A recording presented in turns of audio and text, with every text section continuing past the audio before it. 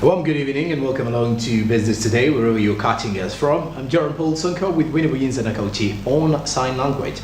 And we kick-started off with the Consumer Price Index from the Uganda Bureau of Statistics. Now, the recent figures from the Uganda Bureau of Statistics indicate that the rate of increase in commodity prices has slowed as we approach Christmas. Statistics show that the monthly headline inflation for November did increase by just 0.1%. From 0.8% rise in October 2022. Patterson Mobere reports. The high commodity prices have made many Ugandans' daily life more difficult, but recent data from the Uganda Bureau of Statistics indicates that the rate of increase in commodity prices has decreased. Therefore, Ugandans won't experience any pain as festival seasons approaches. Juliet Nakayenga, a statistician at Uganda Bureau of Statistics, attributed this to an improved regional agricultural harvest. But you will notice some items on the market, for example, onions, tomatoes. These things were very expensive. But there are some items, because of the little rains that we've so far received, that are making these things available on the market. So they are trying to, and could be some government policy we are not sure which one is trying to hold, but the inflation is coming down with some of these things. According to statistics, the headline monthly price rates for November 2022 grew by just 0.1% as opposed to 0.8% in October 2022. As per statisticians, the decline in transport costs also slowed the rate of price increases. So we believe that the decrease in prices of fuels is playing a significant role in the slowdown in the annual inflation that we are seeing. The inflation as measured by the Consumer Price Index for Uganda for 12 months to November was registered at 10.6%. compared to 10.7% registered for their ended October 2022, still growing at a slow pace. 0.6, which is a slower increase compared to the 10.7% registered for the 12 months to October 2022. You can see food, crops and related items inflation increasing from 25.6% to 27.8%, and energy, fuel and utilities inflation increasing at a slow pace from 15.2% to 12.2%. Particularly, the price rate of maize flour increased to 94.0% in November 2022 compared to 91.5% in October 2022.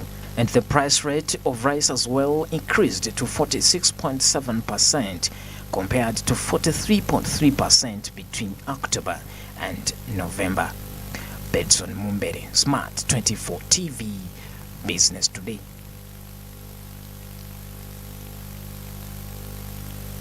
The amendment of the Cooperative Law, as Uganda's Cooperative Alliance has held a stakeholder meeting on cooperative policy legal framework.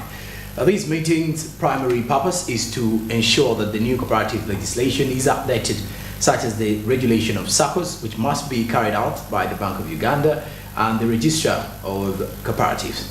Nama Mutumba with the details. So as we speak now, is that the current legal framework in Uganda governing especially Ssokos is threefold. In that one, the Ssokos must be regulated by the Register of Cooperatives. At the same time, they are regulated by Uganda Microfinance Regulatory Authority. At the same time, they are also to be regulated by Bank of Uganda. And the Cooperative Alliance is the registered body for all the cooperatives in Uganda. The amended Cooperative Societies Act is very clear, including engaging the government in policy matters and engaging the government on all registered cooperative society issues. A stakeholder meeting has been held to champion cooperative issues in Uganda and the development of a roadmap for for tracking cooperative progress and performance indicators. Today is to discuss the role of UCA in policy, legal framework, and also to look at the different government programs that have been designed and implemented and see how do we come in. Because when you talk of UCA, you are not talking of an institution. You are talking of over 35,000 registered cooperative societies serving 14 million Ugandans. So imagine you're in the environment sector. Basically, there are things that you do that affect the environment. You must be regulated by environment, but you're also regulated by the Companies Act as a player. So as cooperatives, we are regulated by the Register of Cooperatives. But also because we are in the financial sector, we might have been regulated by Bank of Uganda. There should be no problem. But there should be harmony so that we minimize bureaucracy and the cost of doing business. That's what we should do. So I don't disagree with Ferdinand that even though you are registered as a cooperative, you must go and get a license to operate because you're required to get that license so that you don't operate outside the law and you jeopardize your own operation. Government championed the legal cooperative model, which is among the development agendas, including development programs targeting different groups like the Rural Financial Services Program, NADS, Emyoga, and currently the parish development model. We now have the parish development models. They are now forming. Commissioner, where are you? Isn't the interim period over? They are now going to elections. They will now start moving. Where problems are, why don't you allow your commercial officers? So our being here today is to analyze, to discuss, look at the different aspects of the cooperative policy, the legal framework, the different government programs and projects. We really appreciate the government of Uganda for championing the cooperative model among the development agendas. If you are to look at, let's say, community agriculture infrastructure improvement program, they were targeting farmers through cooperatives. The agricultural cluster development project implemented by Ministry of Agriculture is still running, still the same. The vegetable oil development project it was concluded. It was also looking at cooperatives. Uganda Cooperative Alliance therefore urges government to amend the cooperative law to stop the confusion that has been among the cooperatives by engaging the policymakers and regulation of SACCOs. Attorney General was very clear in his opinion that all these laws should be amended and harmonized because there is that confusion and the laws should not confuse each other. This is the same country. So I see the problem is one government failing to talk to itself. You are the same government, but you are not talking to yourself. This one is talking about this one is talking about this. The same parliament that is enacting laws, you are making laws that are contradictory. So, and what is the originality of the whole thing?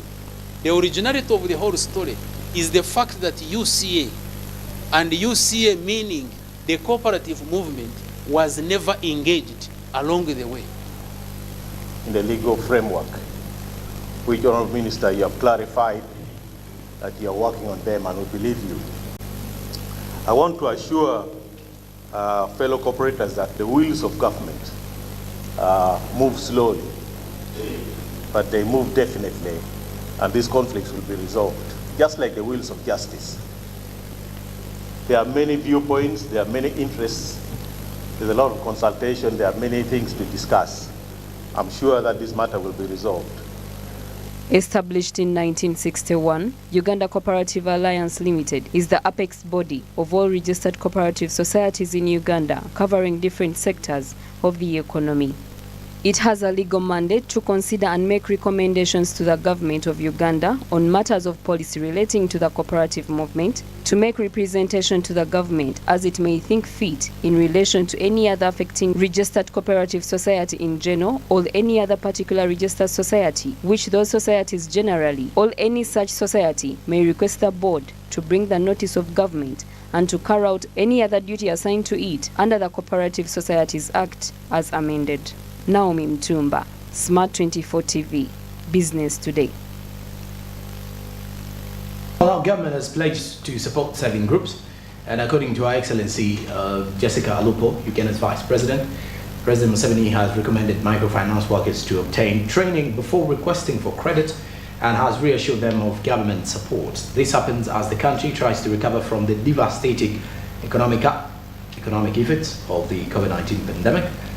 Now, please and more with Monica Nabiunga. So the results of ensuring that people access microfinance, especially when they have been trained and guided, are extremely enormous.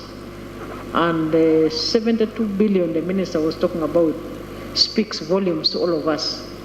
I just want to encourage you to continue serving the people through your different organizations, and assure you that as government will continue to be your strongest working partners and continue pulling in the same direction with you.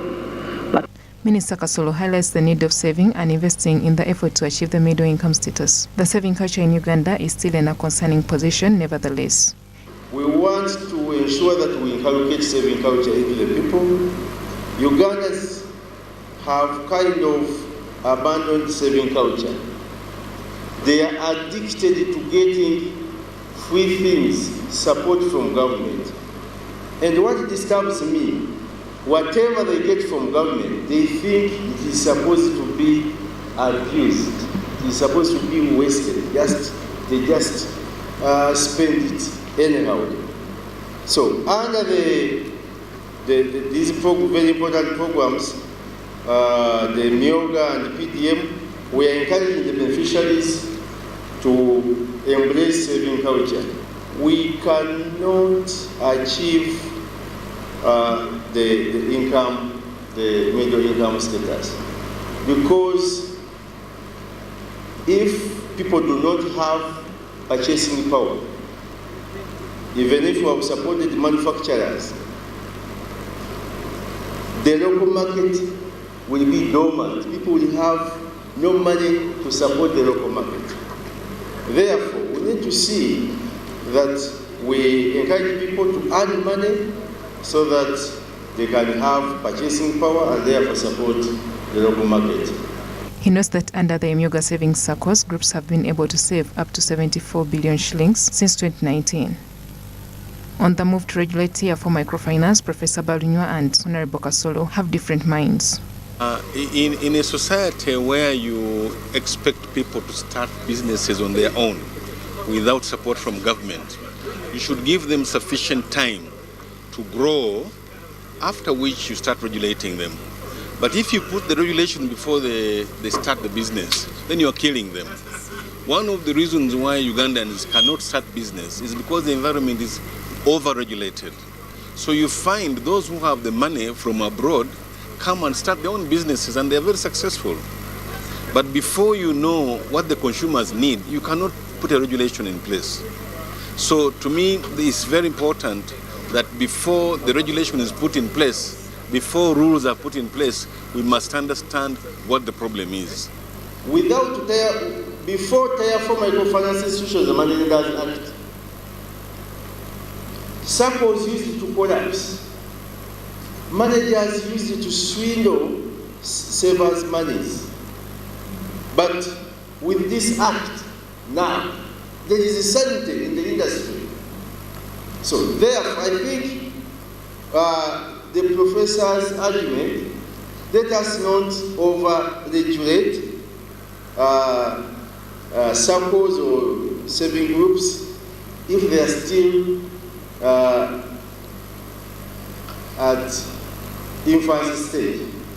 But if a SACCO has been into existence for some time and it has mobilized capital, I think it is good to be saved, to be regulated. Ugandans have also been urged to consider the environment while setting up businesses if Uganda is to achieve a sustainable economy. Where we've reached now, everybody appreciates that businesses or all actors in the economy have to pay attention to certain things if we are to have sustainability of, first of all, the businesses, sustainability of the economy and everything around us. And that's why it is important to focus on the environment, protection of the environment.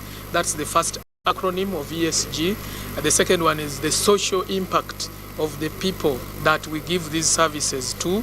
And thirdly, the governance of systems. How are we ensuring that everything is properly governed? What systems do we have, and so on. So those three things, if we don't focus on them and we continue to focus on the traditional element of profits, then we won't have sustainability of everything that we are doing. That's why it is becoming very, very important and critical that whoever is doing business, whoever is governing things, we need to focus on the ESG concepts. 60% of Ugandan enterprises are now focusing on economic social governance strategy while operating their businesses. Monica Navyonga, SMART24 TV, Business Today. All right, now the Uganda Registration Service Bureau is set to promote organized borrowing. This is in order to encourage simplified borrowing and safer lending. Now, the URSB and the Uganda Microfinance Regulatory Authority organized a stakeholder training on the utilization of the security interest in movable property legislation of 2019. This law would also shield borrowers from privacy invasions, which are becoming more frequent, particularly from businesses that lend money online. We have more of the details. A money lender shall keep confidential the information furnished by the borrower in a money lending transaction and shall not disclose the information to third party without written consent of the borrower. We all know that Data Protection Act 2019, it goes to all digital providers who are accessing people's phone calls without their consent. You call someone who didn't even consent to become a guarantor on the loan that you're lending out. So that is how digital providers, some of them, that's how they're operating. And it is illegal. The Uganda Microfinance Regulatory Authority is a framework for regulating money lenders and is supposed to support a reliable and sustainable non-bank financial institution, improve financial inclusion, financial stability, and consumer protection among Uganda's lower income population. A collateral registration system is necessary since the requirement of fixed collateral is one of the barriers preventing low-income people from obtaining credit. Only money lenders that have been registered with UMRA may utilize this online platform. When you don't have land, that means you cannot access credit. So, but there are other valuable assets. They could be motor vehicles, household items. We have houses that have furniture worth 10 million. We have farm produce. We have intellectual property. These days we have fintech guys who do a lot of internet and connections. That is also an asset because they come up with something that they sell at a higher cost. But these things were not considered because the law was not really supporting the lenders. That was there then, and they are risky in nature. The simple system shall provide for the use of movable property like cars, furniture, merchandise, innovations among others as collateral in a systematic and traceable manner, hence protecting the lenders. To reduce multiple borrowing through such of your registry. Because some lenders, some borrowers, like a gentleman said, they are really, some of them are not good. They will come borrow from you, the other, and use the same collateral. So this registry will be able to inform you about the existing interest on the same asset. Boosts lender confidence because anytime you run to courts of law, in the event the client defaults, you will be hard because it's an act and for this government. Money lenders have for a long time had a bad image of scamming borrowers. This system will ensure legal protection of the collateral property, hence reducing the cost of credit and increasing access to credit services, which is a fundamental aspect in business. Lenders are therefore urged to be professional and ensure bookkeeping and operating in a licensed manner. I want us to witness we have a challenge of records. We have a challenge of data. We have a challenge of reporting. All of us are here. You're required to report on a quarterly basis on the performance of your business. And at the end of the financial year, you're required to submit audited books of what? Accounts. Come this financial year or come this calendar year, we are not renewing any license minus reporting. So if you have not reported, you will submit your application and we shall write officially that we cannot continue renewing your license when we don't know what you're doing.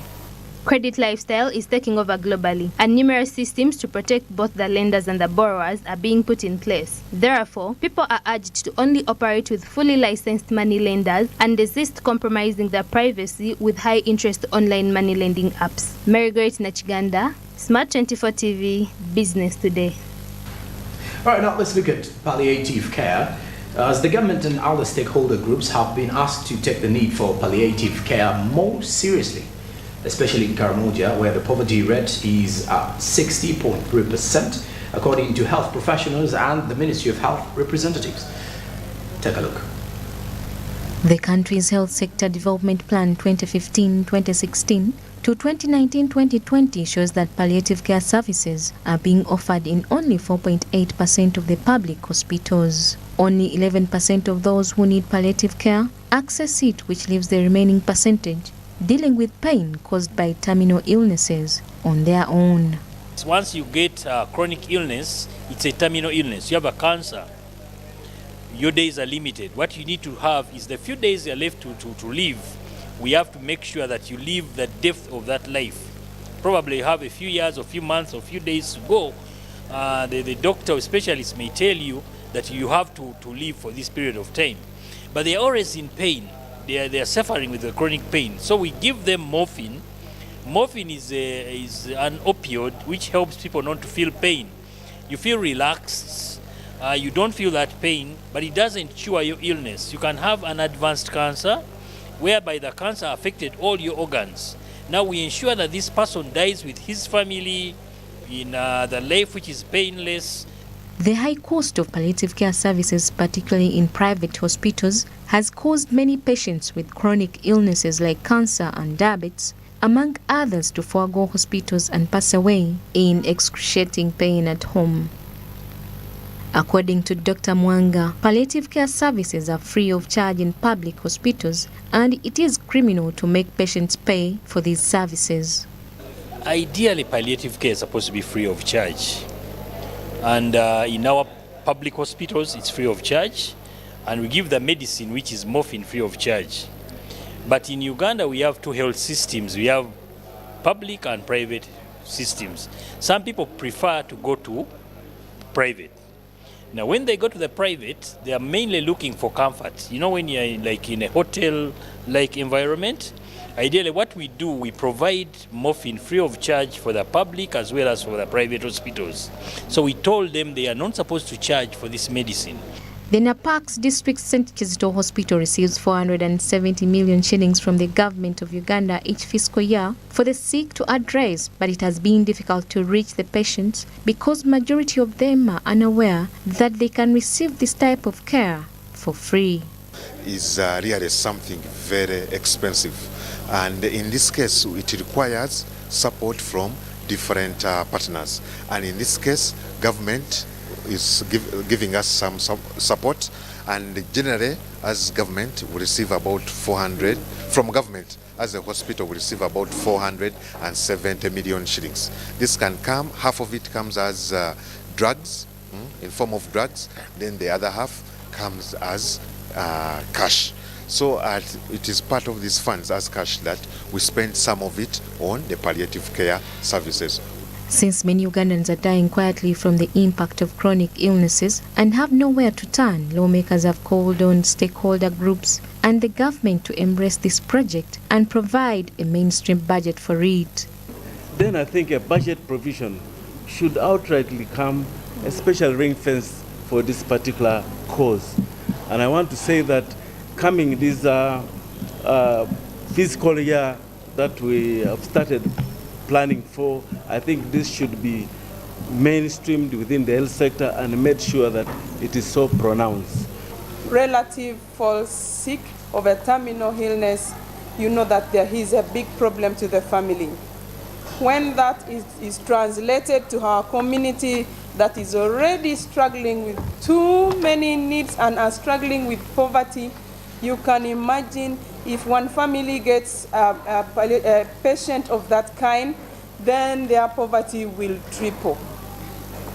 So I am glad we are having this conversation to support the people that need our support in that area.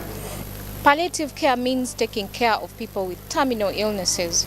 About 4,000 Ugandans need palliative care, but they do not know where to access these services, simply because they are very expensive in private hospitals. Yet they can actually get them at a free cost in public hospitals. Samla Hanifa, SMART24 TV, Business Today. Many thanks, Samla Hanifa, for that report. Now, we do take a short break. We return with more Business Today. Stick around.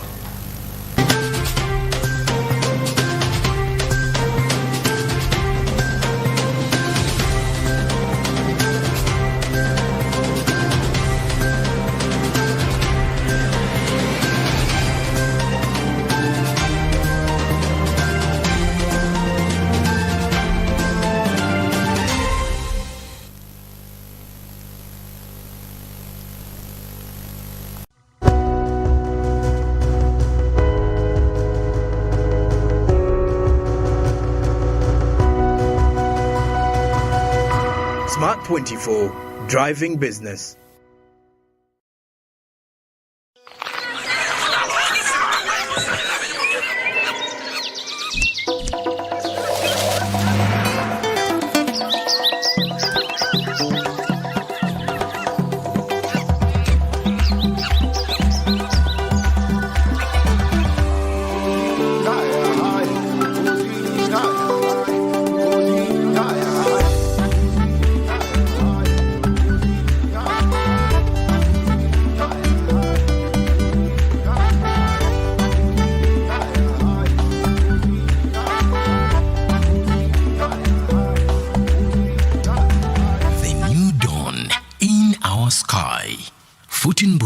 The taste of Uganda in a new international park.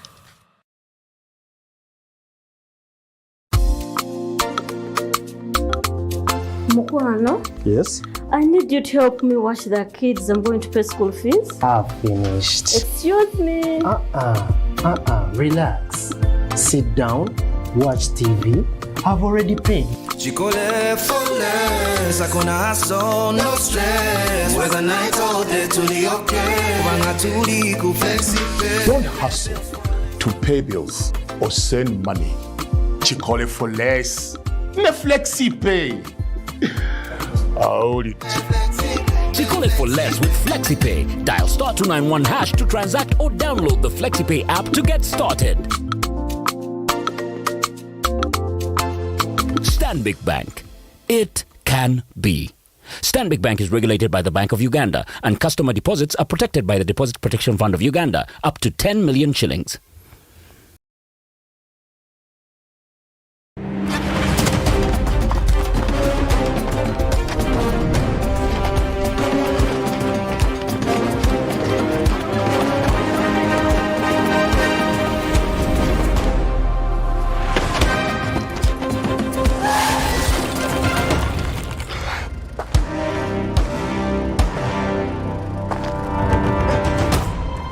For stories you can't let go, only on Pearl Magic Prime.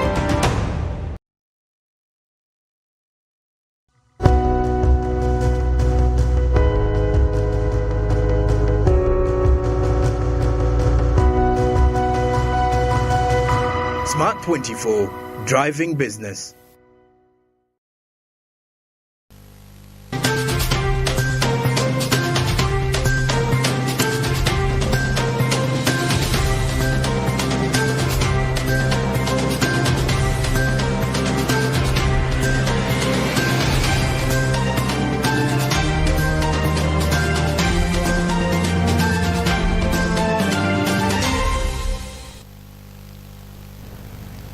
Welcome back from the break. Now let's look at the way bridge impact on transportation.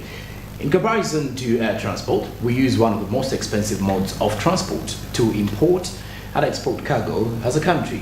with road upkeep accounting for 70% of our budget. Then the operation of weigh bridges aids in determining the weight of cargo being transported by various trucks. Though some carriers complain about the accuracy of some of the bridges, they are used to measure the weight of an entering or departing vehicle, London or not, to provide stocking of data. This and more in this report. Uganda has 4 mobile weigh bridges and 8 fixed ones. There are now 9 weigh bridges in the nation, both permanent and temporary, which include those in Kasese, Kampala, Masaka Road, Kamdin, Mbale and Elegu. Others are in Luwero, Magamaga, Mbarara and Lukaya. However, the Magamaga, Busitema and Lukaya fixed weigh bridges are no longer operational. Bulk products may be weighed safely, precisely and reliably using weigh bridges. Weigh bridges are essential to manufacturing sectors because they increase productivity, but they also present significant difficulties. The biggest you can carry is 24.5 tons on containers. Now, challenge would be that when you carry 30 tons on road, there is a silting of the road. For example, look at the road from Nakawa through Wed-30th to Nov-2022. You find one side of the road is down, the other is up.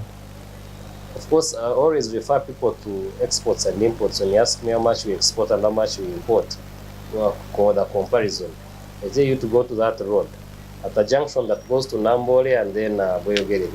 You find that the road is down, the other one is up. That simply means that the coming road is down, the going road, so you're importing more than you're exporting.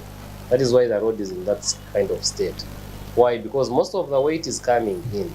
So the standardization of the weight that we are carrying through the railway, through road transport, was to maintain the roads.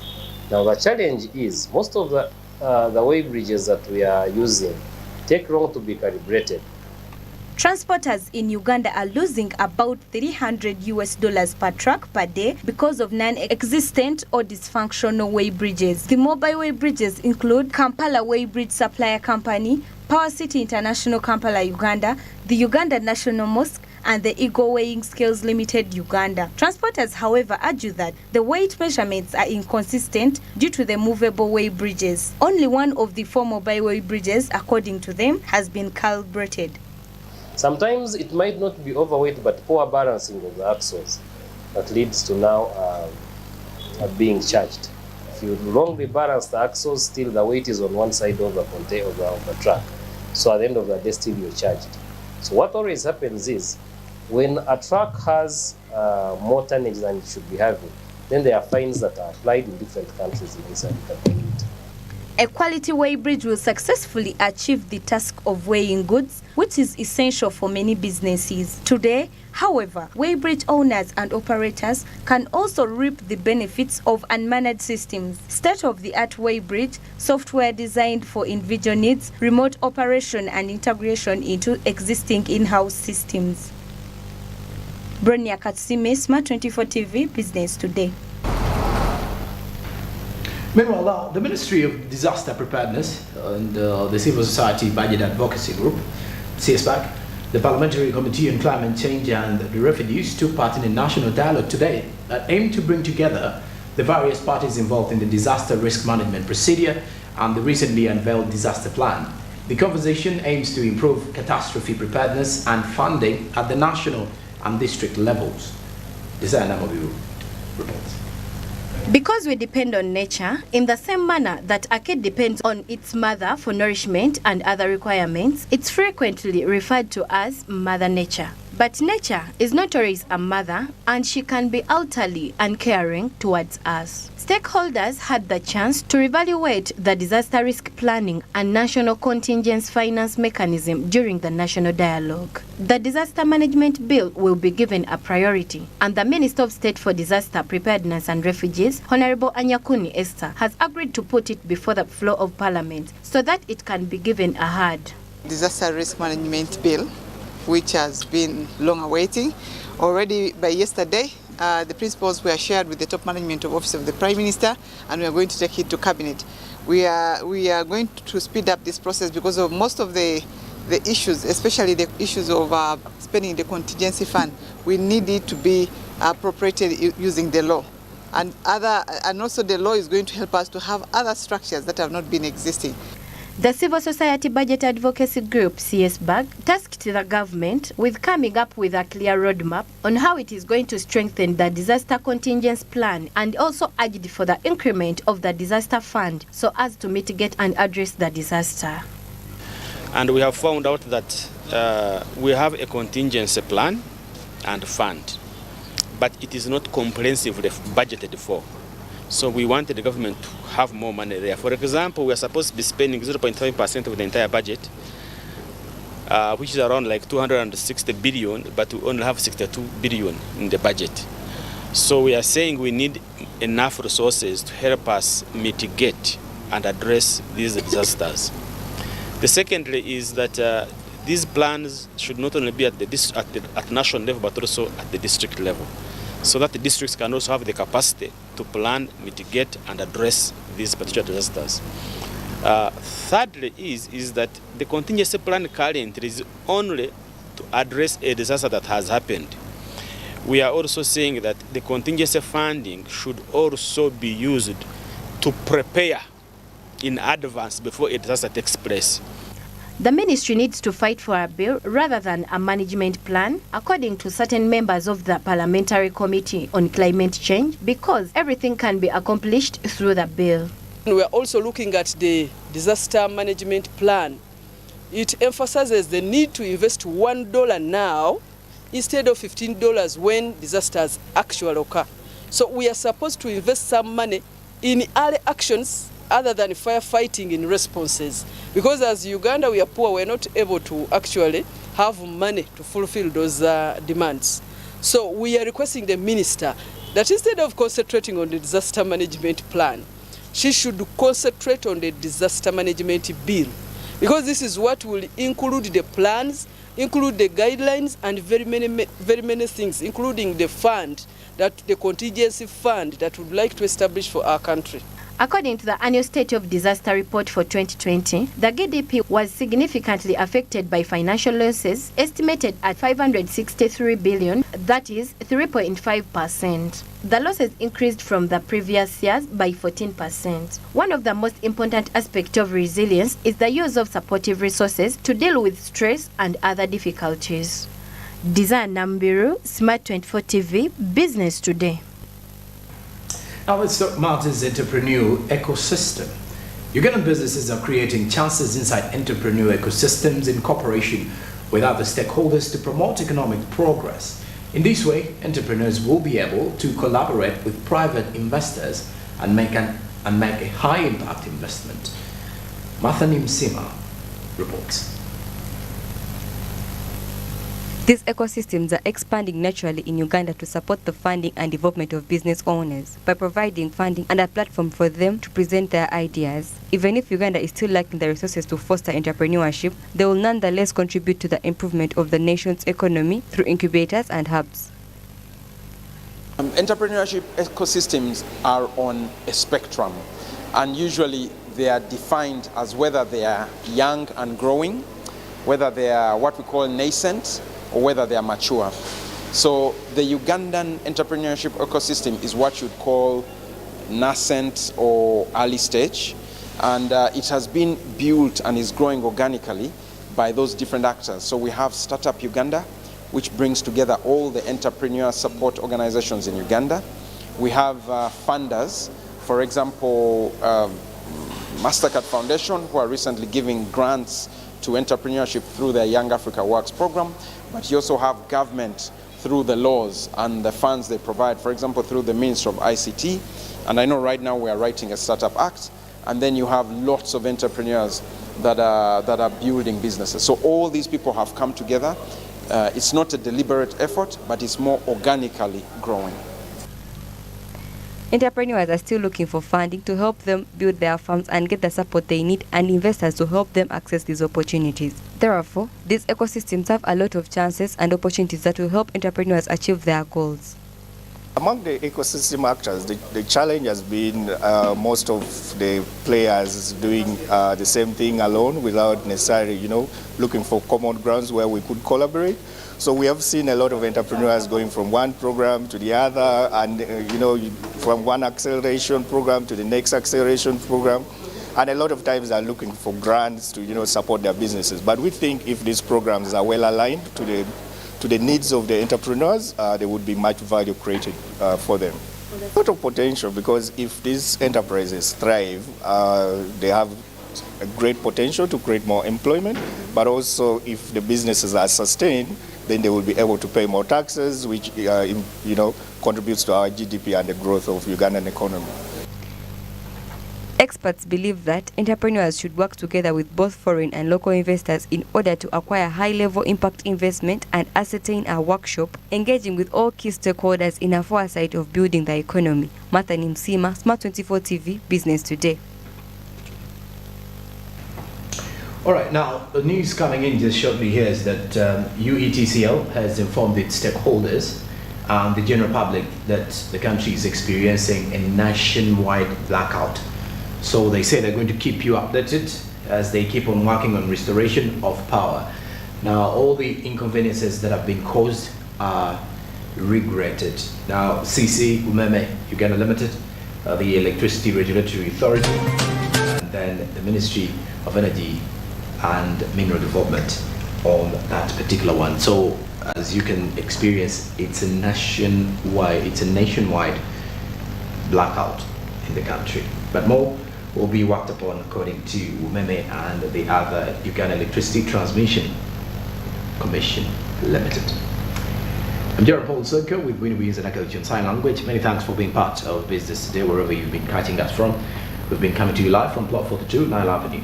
Have yourselves a blessed night. Till tomorrow, good evening.